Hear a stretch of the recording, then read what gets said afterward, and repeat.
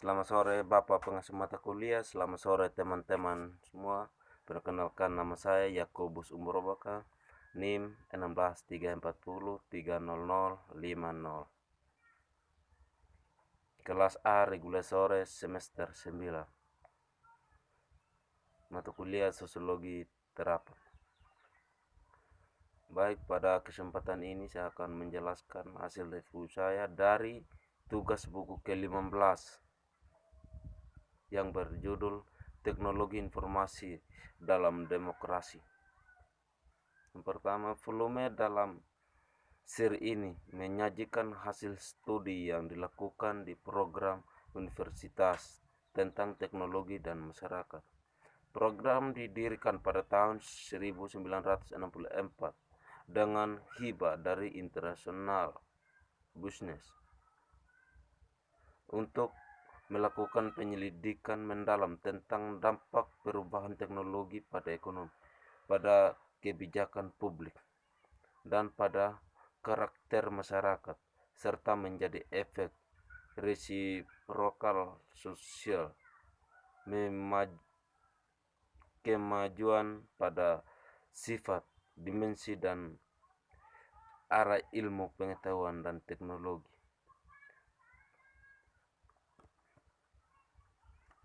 Program telah melakukan semua hal pengasuhan yang intelek, pusat berorientasi, sekutu dapat melakukan untuk para sarjana, seperti menyediakan tunjangan, mencari bantuan dan perjalanan, dan bantuan kesekretariatan.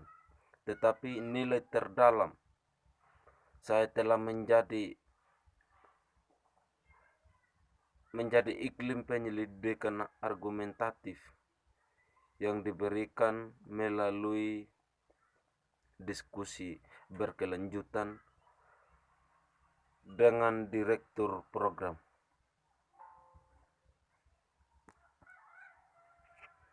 Visi teknologi dan politik demokrat. Impian bahwa teknologi baru bisa membebaskan manusia dari keduanya, tirani alam, dan buah dari kebodohannya sendiri sudah setua barat peradaban. Dengan pencetakan orang migran, penyebaran kekerasan akan menghilangkan kebodohan, persangkaan, dan teror kehidupan. Rasanya seperti itu. Mesin uap dan sistem pabrik pada akhirnya akan memberi manusia kemampuan kapasitas untuk menghasilkan cukup sehingga populasi tidak lagi tidak berpakaian dan rumah sakit di atas fondasi ini. Perang dan revolusi tidak lagi mengganggu umat manusia. Dari landasan pencapaian nyata ini, suara bangkit lagi untuk menunjukkan bahwa komputer dan sistem komunikasi mungkin berfungsi sebagai agen untuk membawa masyarakat ke fase yang sama sekali. Informasi pemahaman tentang realitas sosial sekarang bisa dibuat begitu kaya dan rinci. Menjadi kebijakan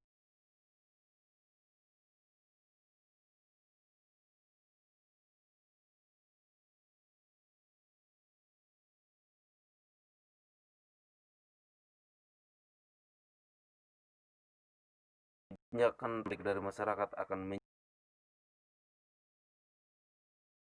pada akhirnya bisa mewujudkan sepenuhnya kecerdasan yang harus dipikul dalam menyelesaikan masalah untuk masyarakat.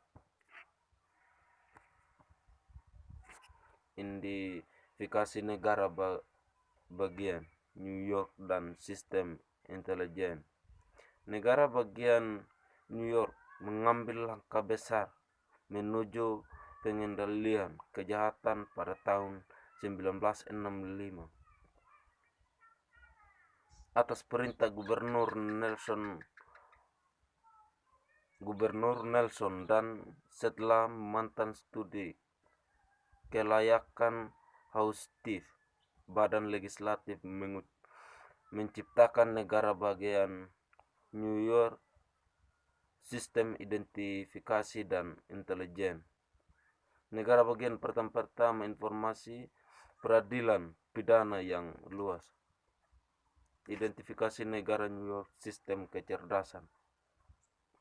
Ini informasi perlu diterjemahkan dari masa yang tidak didiferensiasikan menjadi berregulasi, koheren. Data rahasia atau pengetahuan yang diklarifikasikan dapat diambil kembali sehingga bahwa itu dapat diterapkan untuk menguji teori hipotesis dan proposal dan mungkin tersedia untuk pengambilan keputusan. Dalam waktu dekat kami sudah rencana yang diumumkan harus ditambahkan sesuai dengan kriteria biaya, efektivitas, kemampuan analitis putris, identifikasi, dan hal-hal seperti penampilan pribadi, pemeriksaan curang modus operandi, sidik jari, dan pemindaian plat nomor otomatis. Juga berencana untuk melanjutkan dorongan kami untuk menyelesaikan otomatisasi sidik jari. Dalam hal memperluas layanan, ke lingkaran pengguna yang semakin luas, kami berencana untuk memperluas konten komputer atau file riwayat khusus ringkasan untuk memasukkan data tambahan secara khusus sesuai dengan kebutuhan lembaga rehabilitasi dan baru direalisasikan pemanfaatan pengadilan untuk semua badan pengadilan perdana.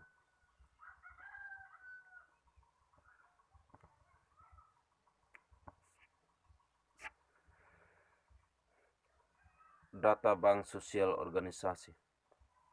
Tidak ada evaluasi serius yang dapat terjadi sampai kita melakukannya. Pertama, memastikan yang pertama, proporsi masyarakat miskin yang menjadi peserta program atau UPO. Dan dua, sejauh mana peserta program UPO mewakili berbagai kelompok atau segmen masyarakat miskin. Untuk mencapai ini diperlukan identitas dan karakteristik semua anggota dari berbagai kelompok dalam populasi sasaran UPO. Misalnya, semua orang di AFDC,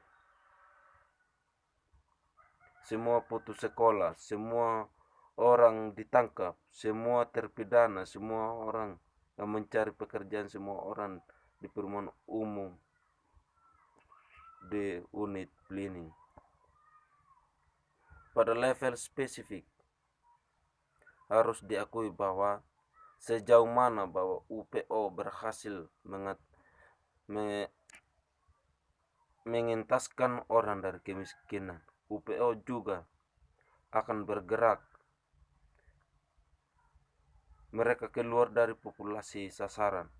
Akibatnya evaluasi program UPO harus sesuai dengan apa yang terjadi secara khusus orang-orang melalui waktu daripada apa yang terjadi pada area tertentu.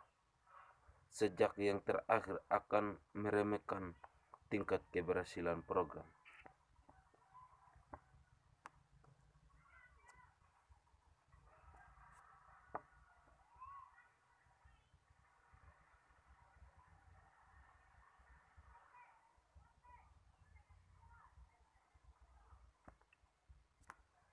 Kegunaan bank data untuk riset evaluatif. pengembangan model evaluasi yang berkomprehensif akan memungkinkan mampu mengisolasikan dan mengidentifikasi masalah area dengan presisi yang jauh lebih tinggi, dan untuk mengevaluasi upaya dalam perbaiki mengatasi masalah yang ada. Ini kemudian mengidentifikasikan kegunaan bank data untuk evaluasi ulang evaluatif. Program pencarian dampak informasi berasal dari berbagai sumber, baik di dalam maupun tanpa UPO, akan dikumpulkan di samping secara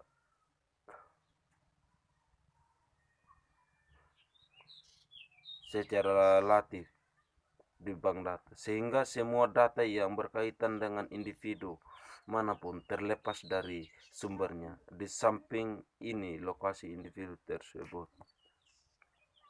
PPB di kota. Aktivitas kota pada sistem PPB dimulai di New York City dan 10 pemerintah daerah yang bergabung bersama dengan 5 negara bagian di demonstrasi antara pemerintah kooperatif dari penerapan PPB yang kemudian dikenal sebagai proyek 5 kota.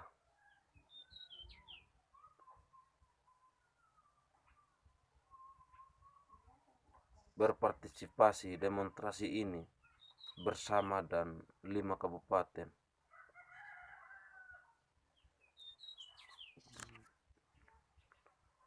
Demikian video saya, terima kasih. Selamat sore.